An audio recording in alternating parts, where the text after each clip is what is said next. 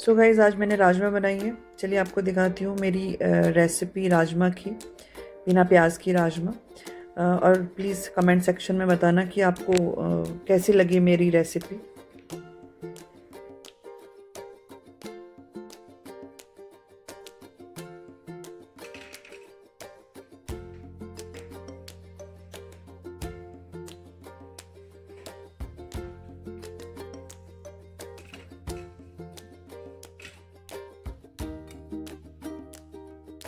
Hello guys, good morning. कैसे हैं आप सब?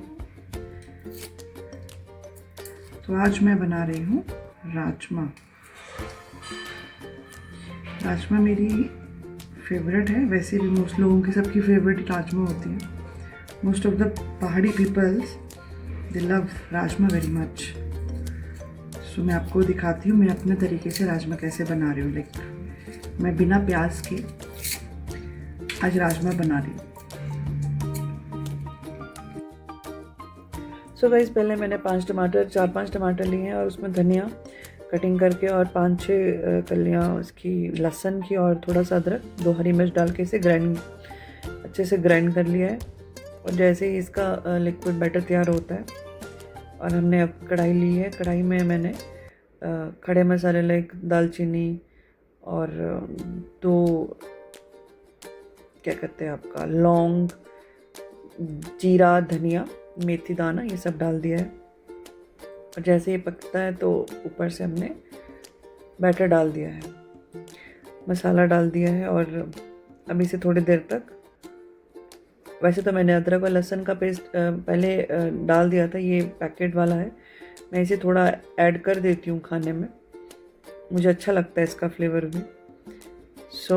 ये थोड़ा सा मैंने हींग ऐड कर दिया है। अब हम इसे थोड़ी देर पकने के लिए छोड़ देंगे कम आंच में, जब तक ये तेल नहीं छोड़ता है।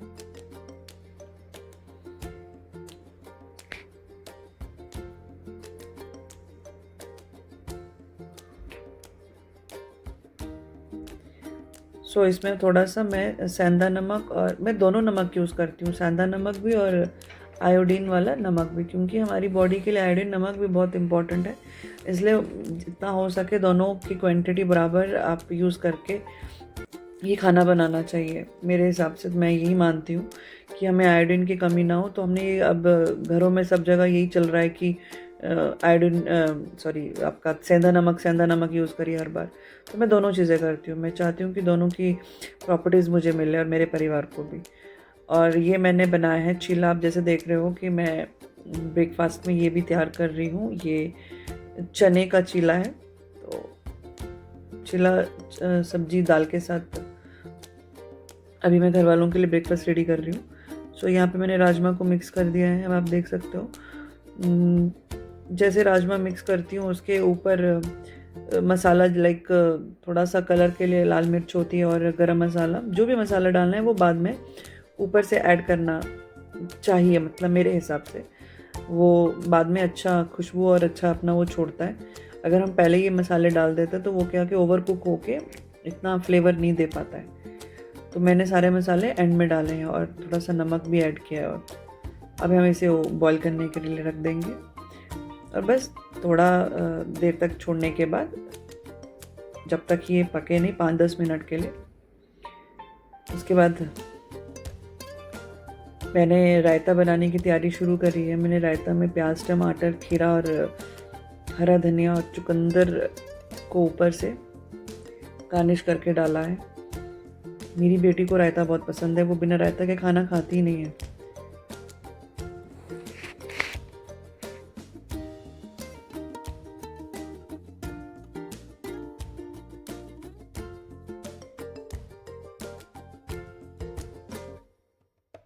एक्चुअली मुझे ना बहुत प्यार से खाना बनाना, मतलब दिल से खाना बनाना अच्छा लगता है। और अगर मैं कोशिश यही करती हूँ कि मैं जैसे अपने घर वालों को खाना खिलाती हूँ वो खुश हो जाए। मतलब उन्हें लगे कि वाह मम्मा ने ये बनाया वो बनाया। मतलब मुझे अच्छा लगता है कि अगर मैं अपने हाथों से किसी को खिला रही हूँ तो वो उसको मज़ा आए और वो ये बोले कि वाह मज़ा आ गया। मुझे इस चीज़ में बहुत मज़ा आता है। मैं जब भी किसी के लिए कुछ करती हूँ तो दिल से ही करती हूँ और दिल से ही करना चाहिए। उस चीज़ का मज़ा कुछ और ही होता है। नहीं तो ज़बरदस्ती वाला काम और दिल से किया हुआ काम सबको नज़र आ जाता है। तो मुझे बहुत शौक़ है कुकिंग का भी और बहुत प्यार से खिलाने का भी मुझे बहुत शौक़ है कि मैं लोगों को जितना मेरा मतलब मुझे मौका मिले और मैं लोगों को अपने हाथों से और प्यार से कुछ भी खिला सकूं बना के। तो दिस इज़ माय हॉबी और मुझे अच्छा लगता है।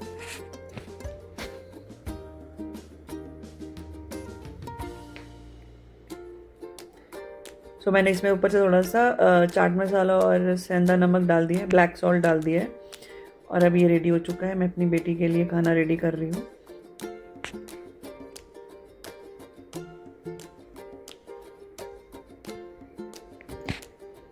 अब खाना देने के बाद मैं मार्केट निकलूँगी, मुझे हॉस्पिटल जाना है।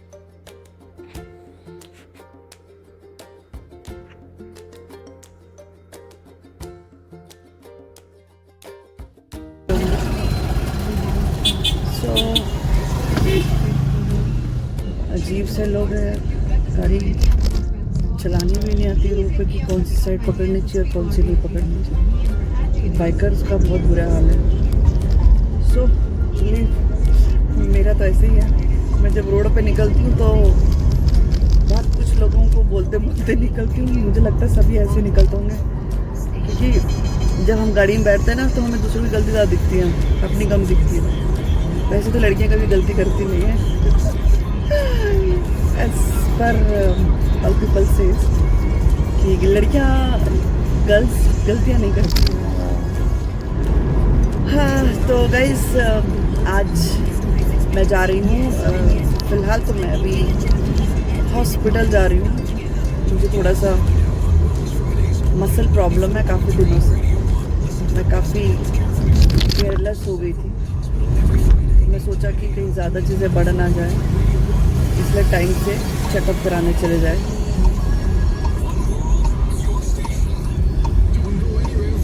आज का मौसम बहुत सुहाना मौसम है, बहुत ज़बरदस्त अच्छी हवा चल रही है। वैसे यहाँ पे हमें गाड़ी में एसी की कोई ज़रूरत नहीं होती है। बैंगलोर का ट्रैफिक आपने सुना ही होगा, वैसे तो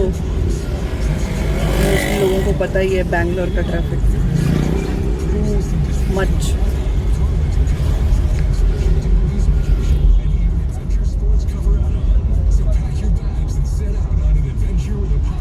जहाँ पे आधा घंटा लगना वहाँ 1 घंटा लगता है यहाँ पर। बट मैं इतना दूर नहीं जा रही हूँ, मैं पास में जा रही हूँ, 10 मिनट के रन में जा रही हूँ।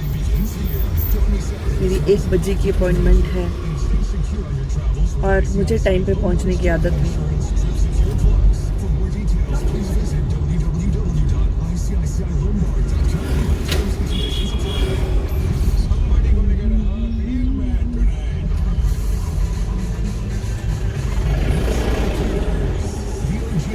यहाँ आपको साथ में ये हट दिख रहा होगा, ये छोटा सा टी हट है, काफ़ी फेमस है यहाँ पर।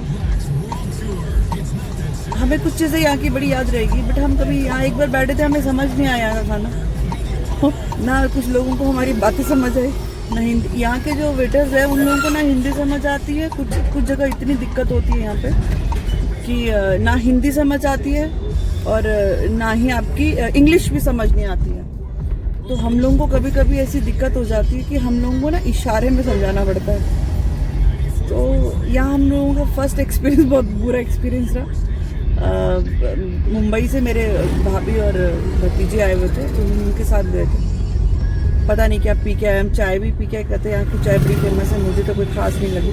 उससे अच्छी चाय तो मैं लखनऊ में पी के आई हूँ। मतलब लखनऊ की चाय एक टोपी वाला और शर्मा चाय करके है, इनकी चाय पीने वाली चाय है। ये तो कुछ भी नहीं थी, बहुत नॉर्मल से ऐसा लग रहा था कि बस दूध डाल दिया हो। तो मुझे कुछ खास नहीं लगा और 1-2 चीज़ स्नैक्स भी ख़त्म हो गए थे, एक आधा का स्नैक्स बचा था, वो भी पता नहीं मुझे कुछ समझ नहीं आया। मतलब यहाँ का चीज़ें ना कुछ चीज़ें सच में समझ नहीं आती है हमें। बट एनीवेज अब मैं यहाँ से बहुत जल्दी नॉर्थ पहुँचने वाली हूँ। देख लीजिए आप ट्रैफिक। मुझे ऐसा लगता है कि सारे दुनिया के बाइकर ना बैंगलोर में ही है, इतने सारे बाइकर्स हैं यहाँ पर और एक साथ पता नहीं कहाँ से इकट्ठे आ जाते हैं।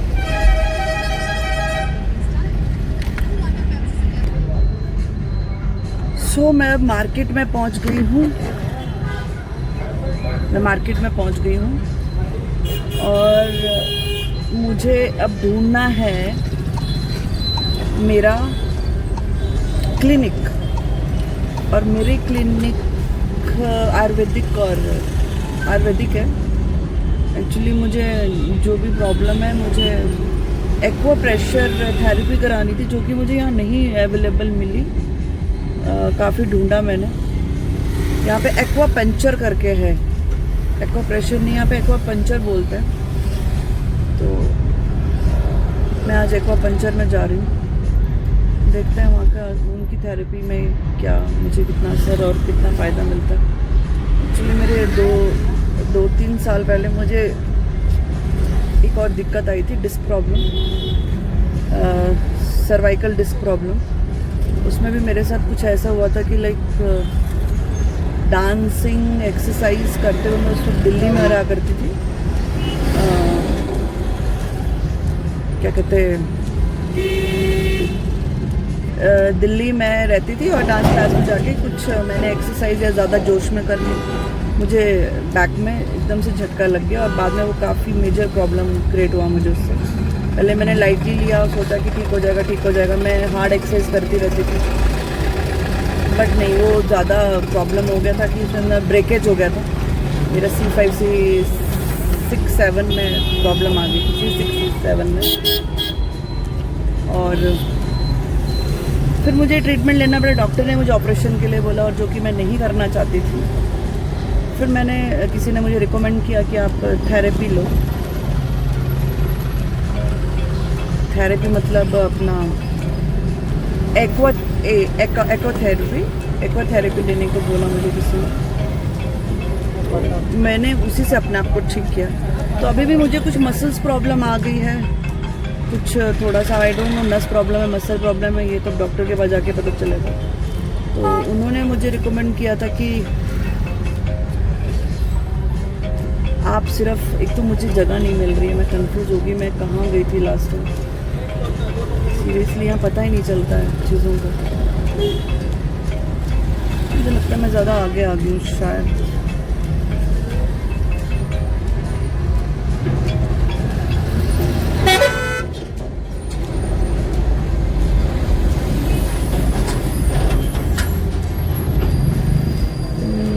ज़्यादा आगे ही आ गई हूँ। मैं जिस वजह से इस वाले कट से आई थी, मुझे वही प्रॉब्लम फेस करनी पड़ी।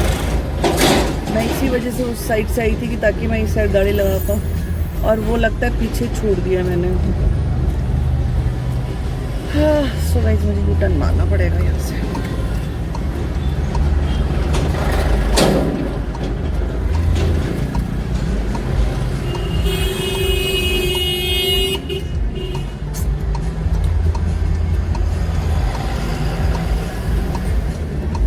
मेन मार्केट में अब यू टर्न मारना आपको बहुत मुश्किल है।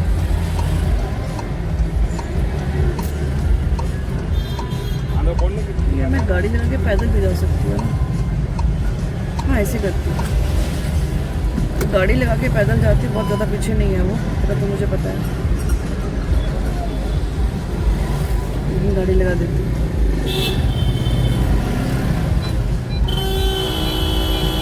पता है भाई क्यों इतना चिल्ला रहा है। बस मुझे यही बोलने की आदत रहती है।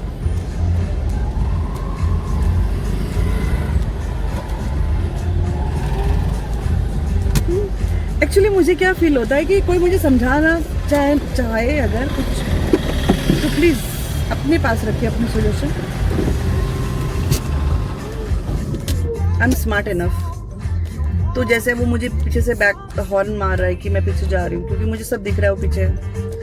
तो फिर ऐसे ऐसे जब हरकतें कोई करते हैं ना, तो मुझे लगता है ओ भाई प्लीज़ ये अपना हॉर्न, अपना सजेशन अपने पास रखिए। सो मैं यहाँ से पैदल ही जाती हूँ गाइस। चलिए देखते हैं, ज़रा ढूंढते हैं hospital. Hi guys, so I am back. मेरी थेरेपी कंप्लीट हो गई है, but really it was very painful. Seriously जान निकल जाती बीच बीच में। Time, but it was nice therapy. Let's see कितना फ़र्क पड़ता है कितना नहीं पड़ता है। गर्मी बहुत हो गई है, बट बैंगलोर में ये हाल है, बाकी सिटीज़ नॉर्थ सिटीज़ में क्या हाल है?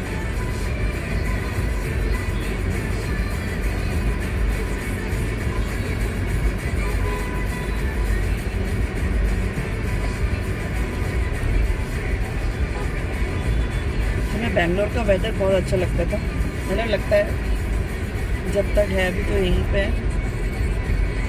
और मुझे तो ये सोच की टेंशन हो रही है गुड़गांव में क्या होगा मेरा। एक्चुअली मुझे गर्मी बिल्कुल पसंद नहीं है और ना मुझसे बॉदर होती है गर्मी। एक्चुअली पहाड़ों में रहने वाला है ना, ठंड में रहने की आदत है बॉडी को, तो बहुत ज़्यादा हीट वाले टेम्परेचर में मेरी बॉडी नहीं रिस्पॉन्स करती है बहुत अच्छे वाले।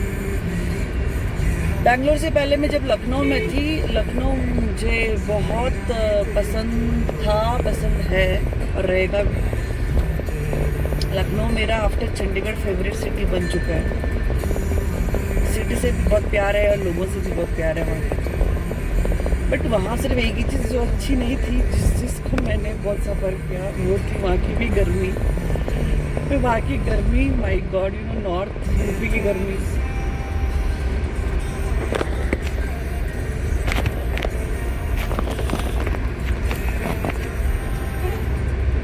सॉरी, मेरा कैमरा हिल गया था।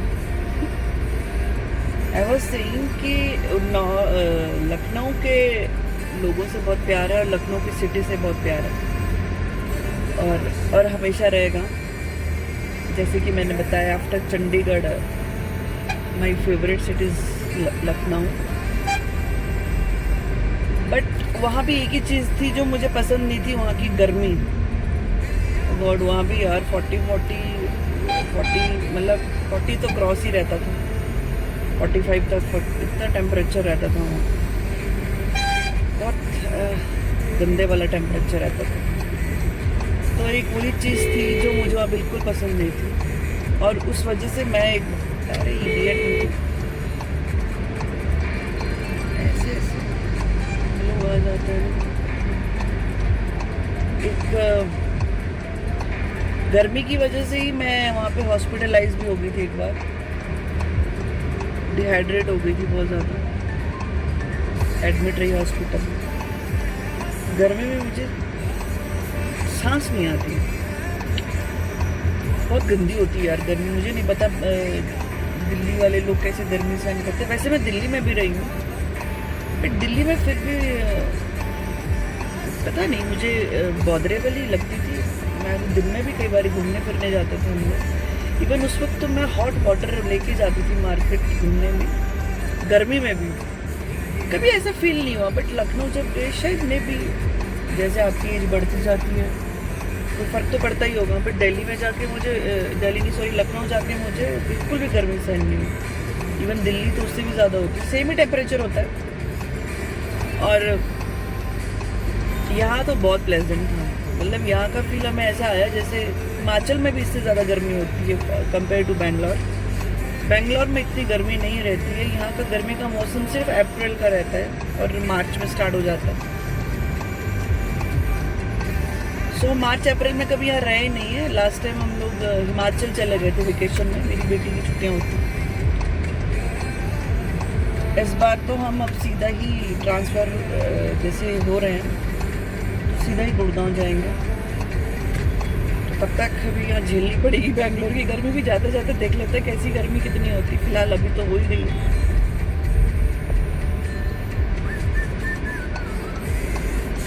बाकी गुड़गांव में तो फिर गर्मी मिलने ही वाली है हम लोगों को, हम फेस करने वाले ही है। So guys, आज मेरी बेटी का फाइनल एग्ज़ाम, लास्ट एग्ज़ाम है। आज वो बहुत खुश थी सुबह। उसको पेपर देने की टेंशन नहीं थी कि आज पेपर है, उसको ज़्यादा खुशी किस बात की थी कि आज मेरा लास्ट पेपर है। बताओ बच्चे कितने एक्साइटेड होता है एग्ज़ाम ख़त्म, पढ़ाई ख़त्म हो जाए। एक्चुअली गाइस मैं बंद कर रही हूँ, एक्चुअली मेरा स्टैंड गिर रहा है। मैंने फिर से कोशिश करी कि कैमरा को टिका दूँ, थोड़ी देर आपसे कुछ और बातचीत कर लूँ।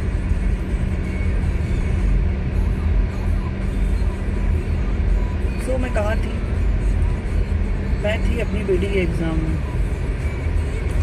हाँ, तो वो इतना खुश है आज, इतनी खुश है, मेरा बच्चा इतना खुश है,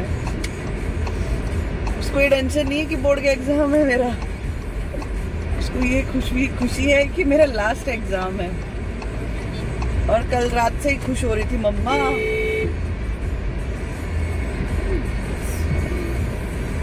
रुकने का रिवाज किसी का नहीं है, जब देखो जिसको देखो जल्दी लगता है, झटके इतने लग जाते हैं ना यहाँ पे बैंगलोर में, गड्ढे इतने कि लगता नहीं हम लोग बैंगलोर में कभी कभी, तो सच बताऊं तो रोड इतना गंदा है यहाँ पे। अगर मेरी वीडियो बैंगलोर के गवर्नमेंट तक पहुँच रही है तो प्लीज़ सुन लीजिए, आपके रोड बहुत गंदे हैं और आपको इस पर काम करने की बहुत ज़्यादा ज़रूरत है। हमें 2 साल होने वाले हैं अब जाके आउटर में काम चल रहा है, जब हम अब यहाँ से जाने वाले हैं तो मतलब अब काम हो रहा है। सोचिए यहाँ की गवर्नमेंट कैसे सोई पड़ी थी कि जिनको अपने एरियाज़ के रोड नज़र नहीं आते, शहर के रोड नज़र नहीं आते, क्या फैसिलिटी दोगे फिर आप अपनी पब्लिक को? वोट मांगने आप सबसे पहले आ जाते हो हाथ जोड़ कर, और उसके बाद वो हाथ जोड़ काम के लिए नहीं, हाथ जोड़े काम जोड़ते जो ये लोग हैं काम के लिए नहीं जोड़ते कि हम आपकी सेवा करेंगे, अपने जेब कैसी भरी जाए इसलिए जोड़े जाते हैं कि हमें जेब भरने का मौका दीजिए। मैं पर्टिकुलर किसी पार्टी के लिए नहीं बोल रही, बट जो जिस वक्त प्रेजेंट सरकार होती है तो उनको अपना काम देखना चाहिए, इसलिए आप लोगों को खड़ा किया जाता है, इसलिए आपको चुना जाता है पब्लिक के द्वारा। बट इतने गड्ढे तो हमने पहाड़ों में भी नहीं देखे। ये देखिए, फिर से देखिए, हाल देखिए। अब बताइए कैसे आदमी अपनी वीडियोस बनाए, कैसे आदमी आप लोगों से बात करे? जहाँ देखो गड्ढे, फ़ोन गिरता जा रहा है, फ़ोन हिलता जा रहा है, ये हाल है यहाँ पे। मुझे तो कभी फील होता है कि मेरा हिमाचल इससे ज़्यादा 100 गुना बेटर है। और कभी जैसे बोले ऐसे कच्चे वाले रोड में जा रही हूँ, जो पहाड़ों में तो फिर भी जायज़ है, कच्चे रोड होते हैं तो समझ आता है, तो ये वाला फील कराता है कभी बेंगलोर सिटी हमें फील नहीं आता हमें कि हम मेट्रो सिटी में रह रहे हैं। चलिए एनी हाउ, हमारा वक्त गुजर गया, लीजिए फिर से पी गया हमारा वक्त गुजर गया जैसे गुजरना था। सो क्या ही बोल सकता है ना, कुछ नहीं बोल सकते। ये वाले लोकेशन मुझे सबसे पसंद है यहाँ संजय, मुझे यहाँ की ये जो पॉइंट है, इस पॉइंट में मैं बहुत स्पीड से गाड़ी चला के हवा में उड़ने की कोशिश करती हूँ, पर गाइस अभी नहीं मैं कर रही हूँ, अभी मैं बहुत नॉर्मल स्पीड में मैं आपके साथ अभी फ़िलहाल तो मैं फ़ोन पकड़ के चल रही हूँ। लीजिए फिर मिल गया सब कुछ, फ़ोन पकड़ के चल रही हूँ। मैं इस ब्लॉग को ख़त्म करती हूँ और मिलती हूँ आपके साथ नेक्स्ट ब्लॉग में। Till then guys take care and do one thing, please don't forget to like, share and subscribe my channel. और अगर आप लोगों का प्यार ऐसे ही मिलता रहेगा तो मैं भी ज़िंदगी में थोड़ा अच्छे से आगे ग्रो कर पाऊँ आप लोगों की वजह से। मैं चाहती हूँ कि प्लीज़ गाइज आप सब्सक्राइब करिए और जितना हो सके शेयर करिए एंड लाइक करिए। Thank you so much, take care once again. So guys जाते जाते मैं आपको अपनी सोसाइटी की एंट्री दिखा देती हूँ। ये है पूर्वा पाम बीच सोसाइटी। बहुत ब्यूटीफुल थी जब हम फर्स्ट टाइम विज़िट करने आए थे, फर्स्ट नज़र में हम लोगों को बहुत पसंद आ गई थी। सो काफ़ी अच्छे से मेंटेन रखते हैं ये लोग, काफ़ी अच्छी मेंटेनेंस है यहाँ की, कहीं भी आपको गंदगी नज़र नहीं आएगी, नीट एंड क्लीन सोसाइटी है। काफ़ी बड़ी सोसाइटी है और बहुत अच्छे से टेक केयर करते हैं यहाँ के जितने भी वर्कर्स हैं। चले guys, bye bye again and see you in next vlog. Bye bye till then.